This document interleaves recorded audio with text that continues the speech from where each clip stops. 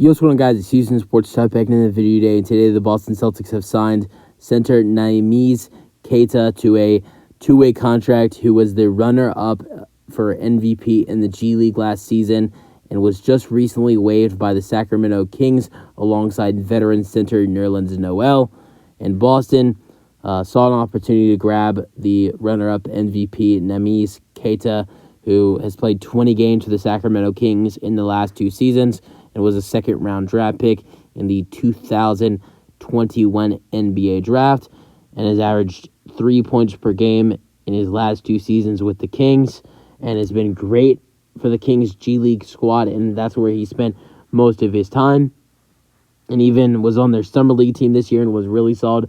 He averaged like 15 points per game for their Summer League team this year, and is a very solid center, over 7 foot as well. Will be signing with the Boston Celtics on a two-way contract. Let's go over his stats over the last 2 years with the Kings. 2021-22 season with the Kings, played 15 games with 0 starts, averaging 8 minutes per game.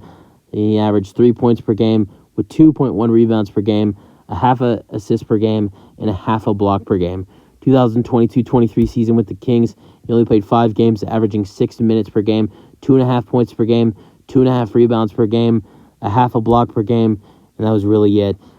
He hasn't got that much of an opportunity with the Kings. He spent most of his time in the G League and playing in the Summer League. And maybe with the Celtics signing this two-way contract, you'll get to see him get some more opportunities in the preseason. And I do think you'll see him make the Boston Celtics roster, either starting the season on the G League or being one of the 3 two-way contracts, because, well, the Celtics do have a lot of candidates to be on the two-way contract, because before, a team could have 2 two-way contracts on their roster, but now you can have 3. So there are 3 candidates to be on a two-way contract, and we'll see if he might be able to make the roster on a two-way contract, which is what he's already signed to.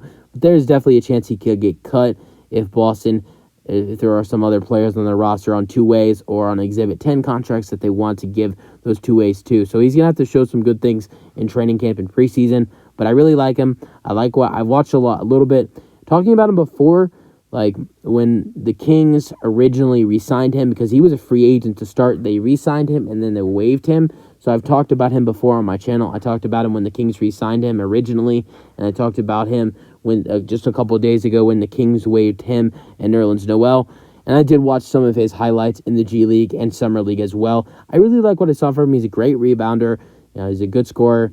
And he's tall. He's tall, of course. He's 7 foot. He's 7 foot. I think he's 7'1", and not only that, but he's a really good dunker as well. I mean, you'd think him being 7 foot, but he's great in the paint. I don't think he's that much of a 3-point shooter.